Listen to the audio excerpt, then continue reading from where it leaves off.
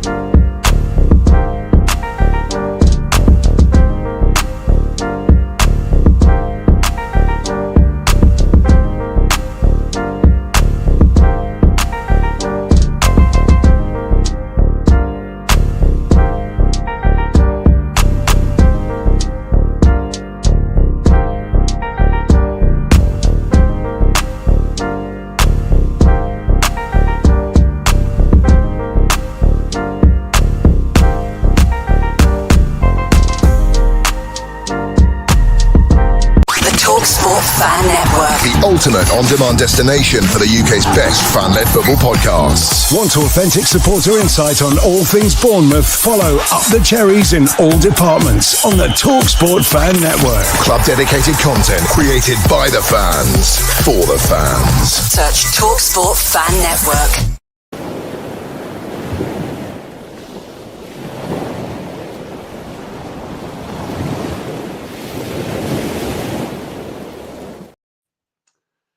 Good morning, good afternoon, and good evening, Cherries fans from around the world, wherever you're watching this morning. Welcome back to Cherry AM on what looks to be a fantastic Tuesday for me. I'm not sure about my co-host Sean. How are you this morning? Yeah, not too bad. Done a bit of badminton last night. Trying to get into being healthy again and that. So my legs don't really work this morning.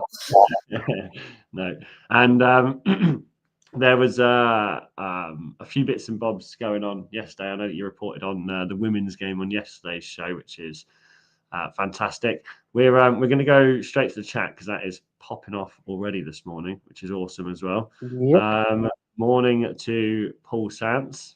Good morning, everyone. Morning. Nick Gillings, good morning all. A lovely day. Yeah, fantastic day, it seems. Is that the same for you, Sean, weather-wise? Yeah, it's not too bad. I think the weather said it might be a little drizzle later on, but at the moment, it's good. Fantastic. Nice to hear. Darren Hurst, morning all. Had the best news just a moment ago. My home and away non-sponsor shirts have just been delivered. Fantastic news, mate.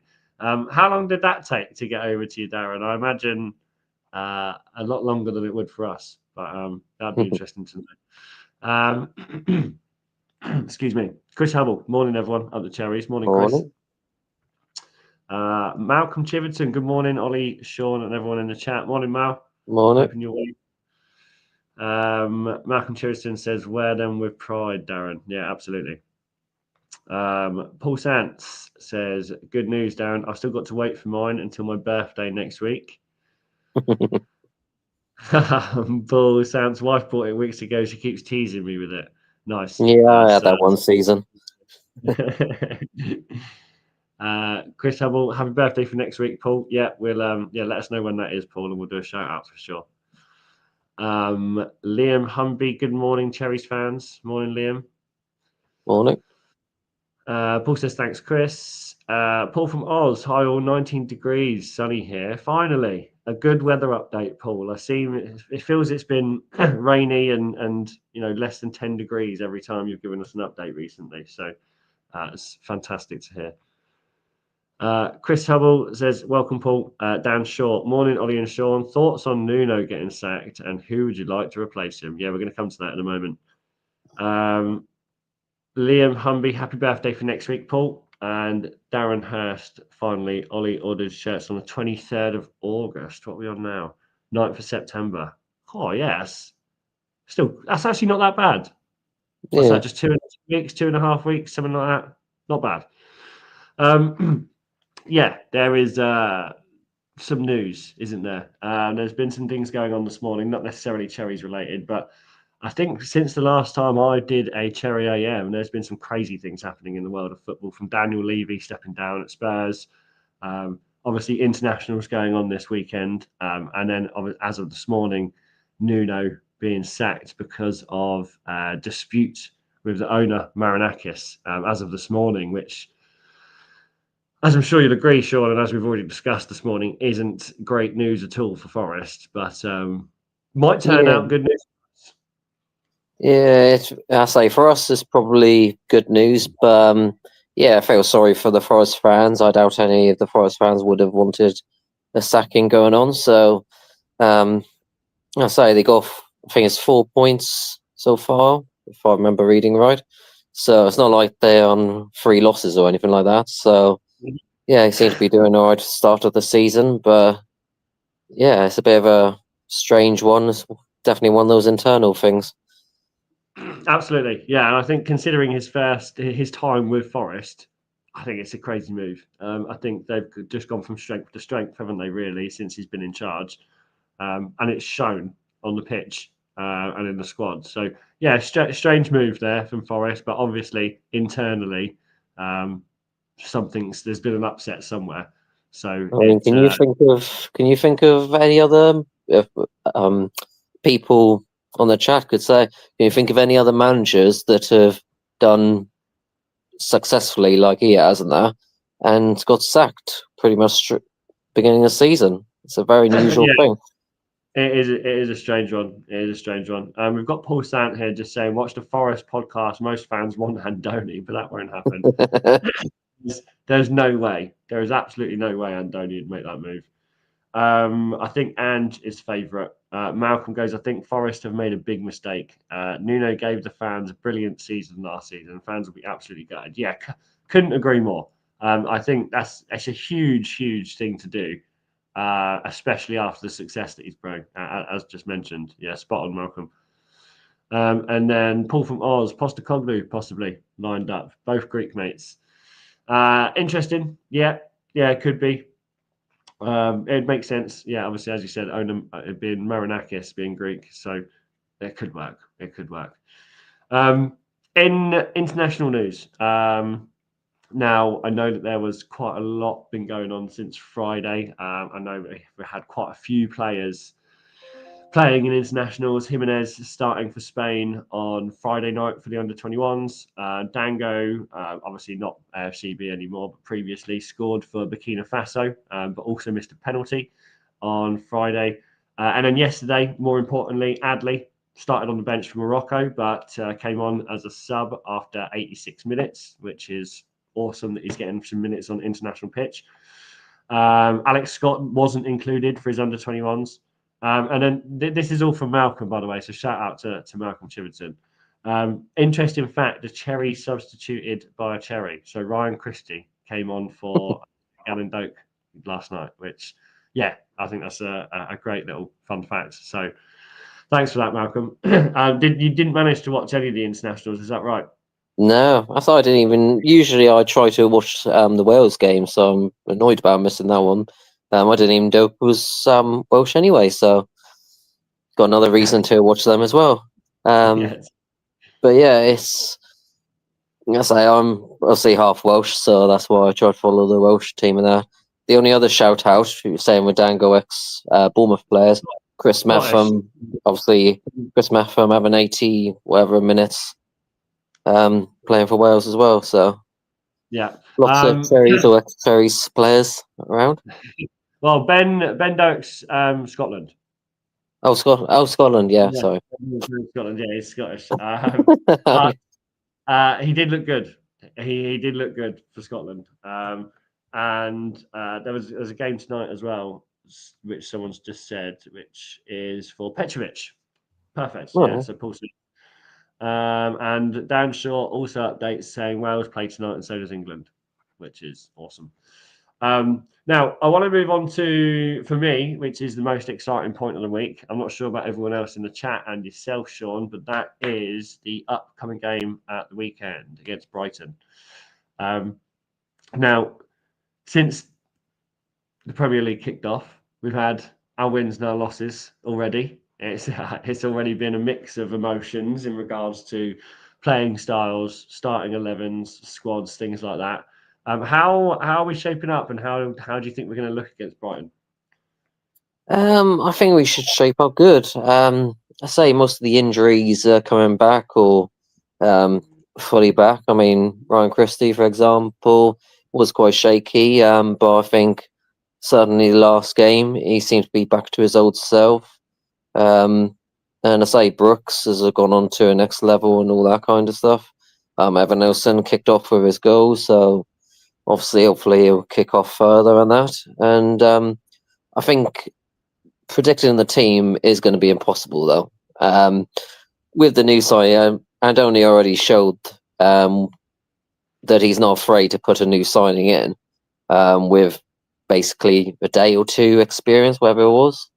So, with a few weeks' experience in that training, I wouldn't like to say. The only thing is, I would say he probably will keep to the same team because most managers don't like change a winning formula. But yeah, we'll see what happens. I'll see if you can predict it because I have no. I really couldn't guess. Yeah. Oh, well, I'm gonna throw out a prediction because I love to do it. I love to see if I'm right or wrong every time, Sean. We've got Trevor Gard in the chat saying Bournemouth 2-1, and he also says previously Brighton also after. Wait, sorry, Bournemouth 2-1 against Brighton. Also Forest after our manager. Yeah, and then I think the next one is mixed up, but that's cool. Yeah, appreciate that, Trev. Dan Short 2-1 to the Cherries. What are you going for score prediction, Sean? Probably go 2-2. 2-2. Yeah, I say Brighton's had what's it? So far this season they've had, if I remember, 1-0 against Fulham, 2-0 loss against Everton, but then a 6-0 win against Oxford and a 2-1 win against Man City, if I remember. So yeah, not too bad. The Everton's a bit of a blip, but new stadium and all that kind of stuff, so they've got the energy behind them. So it's not that big of an upset. But yeah, beating City, Fulham's a good team in there, and thrashing Oxford, he's certainly got a good start to the season. So it'll be a big challenge. Yeah, nice. Okay, I'm just flashing through some scores here so that everyone else gets their chance. So yeah, I'm going to go with Dan and Trevor. I reckon 2-1. And I'm going to call the lineup. So I reckon we're going to go obviously Petrovic in goal. Traffer, I reckon it's imperative that we have Diakite and Senesi in centre back starting straight away. I'm then going to go James Hill right back, Tyler Adams and Christie in the middle, Semenya on the left, Tavernier attacking centre, Brooks on the right, Evan Nelson up front. I was just say, let people know about. I don't know what's happened with Adam Smith. I know he had the injury. I don't know what extent it was or anything like that. So, also you put Hill as right back. So, do you know a bit more? No, injury? I don't. But on the looks of things, his projected return is late September. Estimated return date 27th of September. Okay. I didn't know that. I would have just gone for some reason against Brighton. I'd be putting Hill in there anyway. I just feel like if there's a game where he should be able to supersede the players around him, it'll be this game. So fingers crossed. Yeah, it's going to be interesting there because also we got the new right back, haven't we? One of them's a right back. Yeah, that's right. Yes, so, that's right. With the money we spent for him, I could see him coming in. And I think Brighton is a game where we need to come away with points. So I think that we will have a very strong sub bench for sure. And I think that's where we'll get a lot of our second half energy will be from some of these new subs coming on. Because you think if we've got Jimenez on the bench, the other two new subs, the chap from Inter Milan, he's got pace on him. I feel like with Ben Doak, like you bring all these players on. Amin Adli, like we're gonna absolutely storm the pitch on the second half. So it's going to be an interesting game. I think this is the game where again we need to take 3 points away, and it will put us in a great stance as well. Malcolm says that. Go ahead. I was going to say, if anyone in the chat watched the internationals, how did Doug do? Because I know he came on, but obviously I've only seen him at Brentford game, and the few times he did go forward, he was brilliant with his pace. He could get past easily. The issue was that he was kept going backwards as well. But then, your new player and that, that's one of the tricky things with being an Andoni team. If you're a new player, you're told to go forward, attacking, all that kind of stuff. But especially if you're trying to impress in that, you're afraid to go forward too much and then leaving a gap at the back and then getting told off for that. And I think that was the case of him at Brentford. I could see that potential and I could definitely see that pace. But I think he was afraid of leaving the gap at the back and that. So, if anyone knows, how did he do? Well, according to the two comments in the chat, so Dan Short and Malcolm both mentioned that he played looked good for Scotland. Sorry.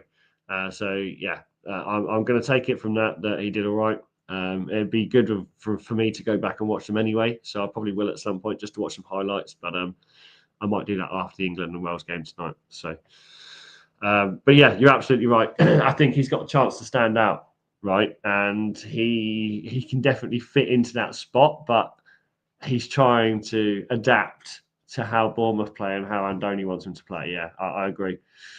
Darren agrees, says great team, Ollie. Oh, sorry. Malcolm also says Smith won't be playing. Yeah, that's right. Smith won't be playing. As mentioned, estimated return date, September 27th. Malcolm says Jimenez will get a start. Interesting. It would be good to see him start, but I don't necessarily agree in wanting him to start. I think he should be coming on as a sub. I think that's where he should get his minutes against Brighton. I think we should go out in full confidence with every player on the pitch. But just my opinion, Mel. Tommy, 1-0. I think will be the better side, but I really want to see us be more clinical. Chances Jimenez starts? Yeah, this is the discussion, mate. Possibly. I've got another show doing Cherry AM on Thursday, so I'll give more thoughts about whether I think he'll start then. Trevor, what is it about clubs at the moment? Nuno leaving Forest, Oliver apparently leaving Palace, and West Ham sacking. Maybe do clubs expect a lot more nowadays? It's a good question. I don't think Oliver Glasner should leave Palace. I think he had, again, you've got this instance of managers coming in and really taking a grasp of a team, really orchestrating how a team's culture works. And I think that's an insane attribute or trait to be able to do, right? As a manager, to be able to enter into a club, any club in the world, and go, right, I understand what's happening here. I understand who needs to be playing. I understand where the finances need to have that orchestration and that football know-how is an incredible trait, and only some managers have got it. And I think he was impressive the second half of last season. He did fantastic things with Palace. That is what it is. The Nuno situation, I can't comment too much because obviously something has happened internally. Obviously, West Ham, I think that's a different comparison again because they haven't exactly been overperforming, have they? Especially last season, they weren't exactly a standout team. They haven't been so far. What's your thoughts on this comment, Sean? Yeah, I mean, the Forest thing, I think, is just one of those very unusual things. It's, as I say, when the team's doing successful, for the manager to get fired, even if they don't get on with the owner and that, it's still unusual for them to get fired. But obviously, owners these days, it's all about the money and that, with few exceptions. And they get the managers in, hoping for a new manager bounce, which, to be fair, it happens quite often in that. And they hope it carries on. But yeah, when you're talking about the money and everything, they have a short fuse. And to be fair, some fan groups as well, for certain clubs, have a short fuse as well. So if they don't perform well suddenly at bigger clubs and stuff like that, it makes it easier for the owner to say, the fans aren't on your side as well, basically as well. And but yeah, it showed with Andoni. He didn't have the best start on that, and sometimes you got to stick with them. And yeah, sometimes it works. It works brilliantly, as it did for us. But not many owners are willing to take that kind of risk. Yeah, but I think the other thing is, and correct me if I'm wrong or disagree if you think, but I think that they have been performing, right? So it's not like they've come in and there's a doubt about whether they're going to continue to perform. So is it that clubs are now expecting more? Is there a higher expectation of, you know, Bournemouth can do this with Andoni, why can't we do that? Is it that kind of look on things sometimes for certain clubs? Yeah, I mean, we say we want to go for the Brighton model, and certain clubs just go for other clubs' models and that, and it's not necessarily a bad thing in that. So, yeah, I say there's too many factors to say for certain in that, unless they literally release in the news, like with Forest, saying really what's happened and that. But yeah, you rarely know the truth behind it. Yeah, yeah. And as Malcolm says here, it's with Forest, it is internal politics, which is it's hard to comment on when we have no idea exactly what's happened behind closed doors. So, yeah, completely fair. I'll just come back up to Darren Hurst, super sub.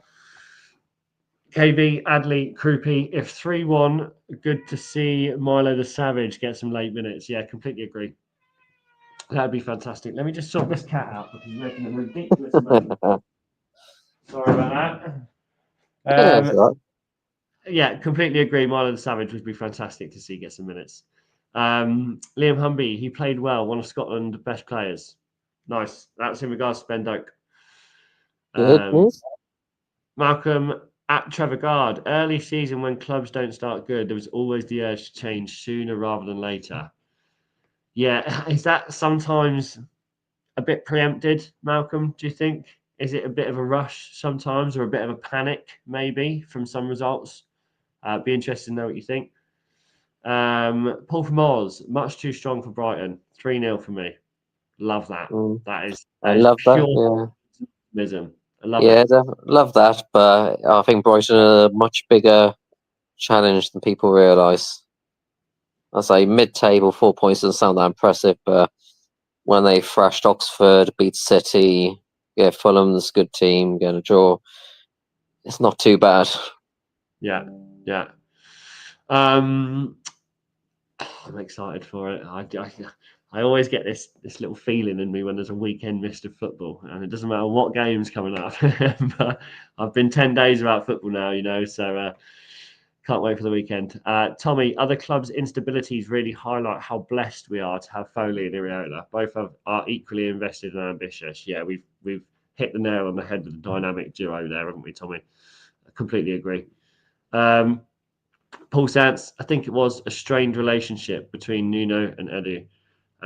Yeah, again, I am not 100% sure on other teams' internal politics, unfortunately. Not that I don't have an interest, I don't look into it as much, doesn't catch me as much. If it's about Bournemouth, I'm all there. But yeah, it could be. There's obviously some issues going on internally at Forest. Nuno has been sacked, so watch that space for Forest if you're keen to. I'm sure they're going to have some disruption coming their way. And Malcolm says hitting the panic button in regards to people changing managers. Yeah, I mean, it's as I say, with Andoni's results at the beginning, there's not many managers that would, well, especially in the Premier League anyway, have that run of results and still have the job. So no, exactly, yeah. And I mean, it happens all the way through football. I remember Mikel Arteta having bad runs at the start and people wanting to get him gone immediately in the first 2 years. That was a huge thing. He's been there, 6 years now, 7 years, something like that.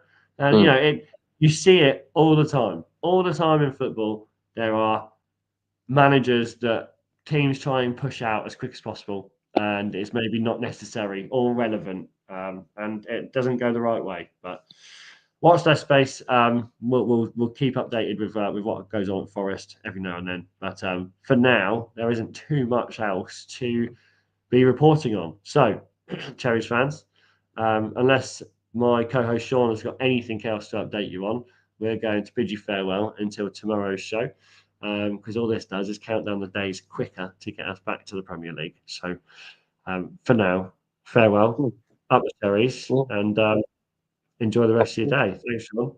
Yeah, up the Cherries. Yeah. Cheers.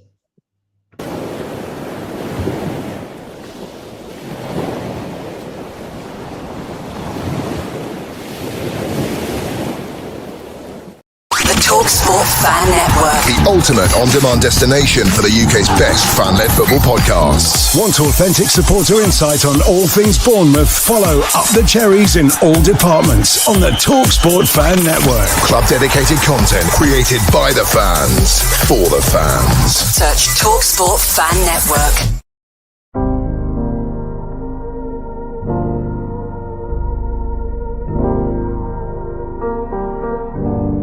I should be like you, Mel.